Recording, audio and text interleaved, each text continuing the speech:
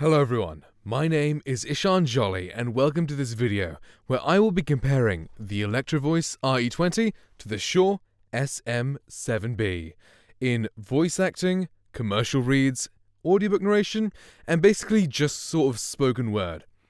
And I say, we can find out which microphone is best suited for your application, and let's see. So, we start off with a commercial read. So I will be reading out an advert that's like more promo based, and we'll see how it goes. Interesting thing, curiosity. We can learn from it. We can die from it. And sometimes it can lead us to places we never imagined we could reach. Introducing the new BMW i8. Interesting thing, curiosity. We can learn from it. We can die from it. And sometimes it can lead us to places we never imagined we could reach. Introducing the new BMW i8. And now I'm going to do the Henry V monologue from the Shakespeare play Henry V. It's a really fun one. It should be nice and loud and dynamic, and you can kind of hear how these microphones sound along those lines. Once more unto the breach, dear friends, once more, or close the wall up with our English dead. In peace there's nothing so becomes a man as modest stillness and humility. But when the blast of war blows in our ears, then imitate the action of the tiger. Stiffen the sinews, summon up the blood, disguise fair nature with hard favoured rage. Then lend the eye terrible aspect, let pry through the portage of the head, like the brass cannon let the brow overwhelm it as fearfully as doth a gold rock, o'erhang and jutty his confounded base, swilled with the wild and wasteful ocean. Now set the teeth and stretch the nostril wide, hold hard the breath and bend up every spirit to its full height. On, you noblest English whose blood is fetched from fathers of war proof.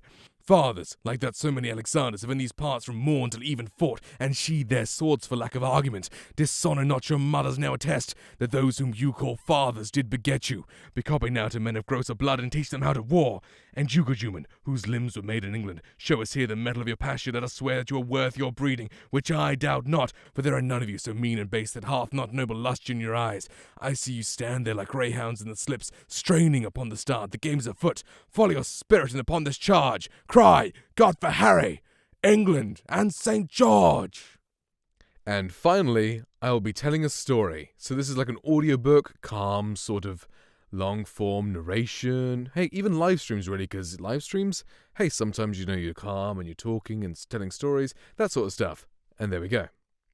It was the year 1975 when Charlotte von Sledven, a 19-year-old student of a Swedish royal family, traveled to India to get a portrait made by a gifted artist.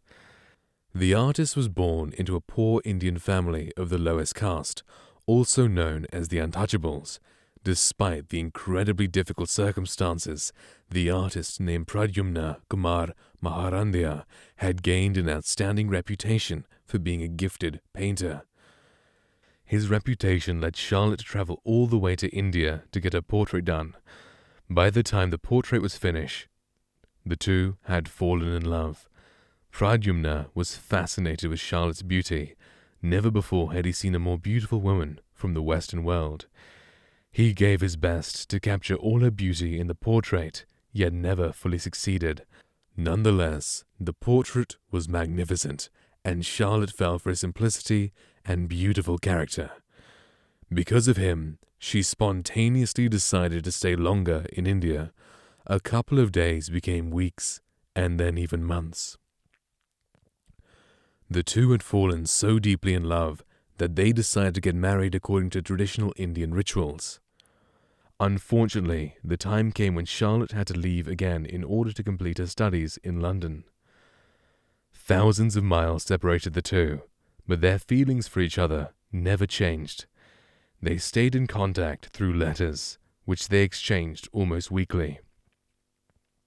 Naturally, the newlyweds struggled terribly with the great distance between them.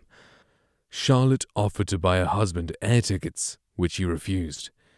He had not only decided to complete his studies first, but he had also set his mind on reuniting with the love of his life on his own terms. He even made her the promise that he would do anything he could to see her again.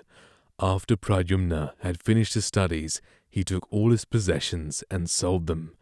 Unfortunately, the money he earned didn't even come close to a flight ticket.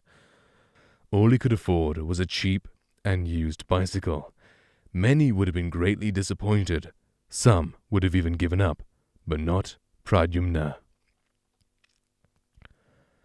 Instead of allowing the difficult circumstances to stop him from seeing his beloved wife again, he decided to use what he had in order to see her again. Nothing could stop him from reuniting with her, even if that meant an exhausting bicycle ride halfway across the world. His decision was the beginning of a bicycle journey from India to the Western world. Pradyumna took all his paintings and brushes along with him in order to financially support his endeavor. His voyage led him through 8 countries and took more than 4 months. But eventually he arrived at Charlotte's hometown in Sweden and finally saw her again. From then on, the two never left each other's side for too long. And here we are. Thank you guys so much for watching. Leave a comment down below saying which one was your favorite and which one you liked better. If you feel like asking me anything or wanted to know anything at any time, hop into my Twitch live stream. I stream almost daily at about 8 PM UK time, so come over and hang out over there and ask me anything. Thank you guys so much for watching. See you all later, and goodbye.